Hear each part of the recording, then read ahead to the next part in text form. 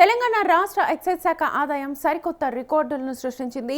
2025-26 ఆర్థిక సంవత్సరంలో రాష్ట్ర చరిత్రలోనే ఎన్నడూ లేని విధంగా అత్యధిక ఆదాయాన్ని ఆర్జించి ఎక్సైజ్ శాఖ బలాన్ని పెంచుకుంది.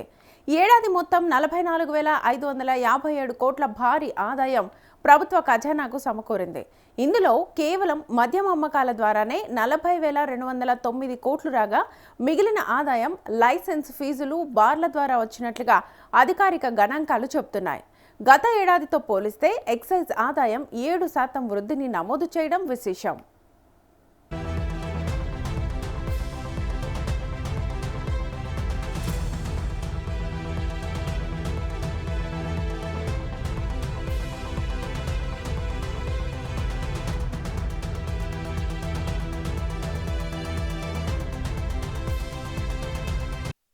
రాష్ట్రం ఏర్పడిన నాటి నుంచి విశ్లేషిస్తే ఎక్సైజ్ ఆదాయం అసాధారణ రీతిలో పెరుగుతూ వస్తోంది. 2018-19 ఆర్థిక సంవత్సరంలో 20,859 కోట్లుగా ఉన్న ఆదాయం కేవలం 7 ఏళ్ల కాలంలోనే రెట్టింపు కావడం గమనార్హం. 2024-25లో మద్యం అమ్మకాల ద్వారా 37,487 కోట్లు రాగా, ప్రస్తుత ఆర్థిక సంవత్సరంలో అది 40,209 కోట్లకు చేరుకుంది. అంటే గత ఏడాదితో పోలిస్తే 2,722 కోట్ల మేర అదనపు అమ్మకాలు జరిగాయి. తెలంగాణ చరిత్రలో మద్యం ద్వారా వచ్చే ఆదాయం 40,000 కోట్ల మార్కును దాటడం ఇదే తొలిసారి.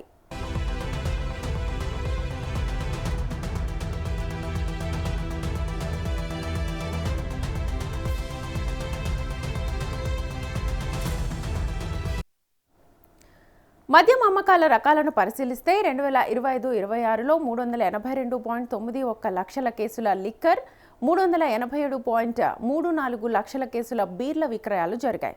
గత ఏడాదితో పోలిస్తే లిక్కర్ అమ్మకాలు 2% పెరగగా, బీర్ల విక్రయాలు మాత్రం 9% మేర తగ్గుముఖం పట్టాయి.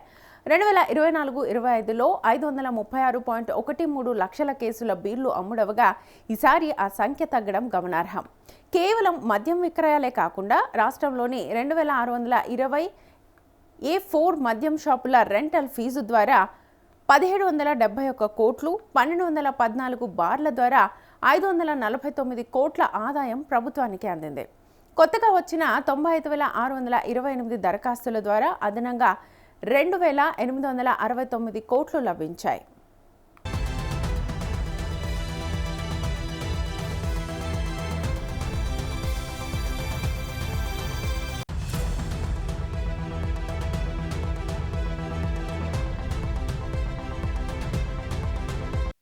నెలవారీ ఆదాయాన్ని గమనిస్తే డిసెంబర్ మాసంలో రికార్డు స్థాయి విక్రయాలు జరిగాయి.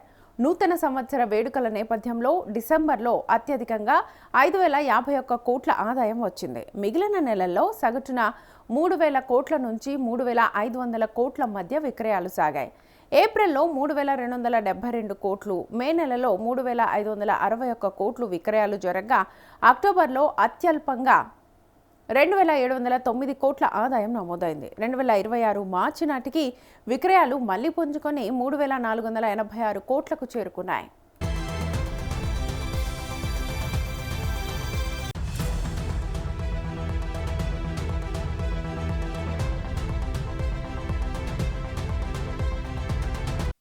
ఇక తెలంగాణ ఏర్పడ్డ తొలి ఏడాది 2015-16లో ఎక్సైజ్ ఆదాయం కేవలం 12,706 కోట్లు మాత్రమే ఉండేది.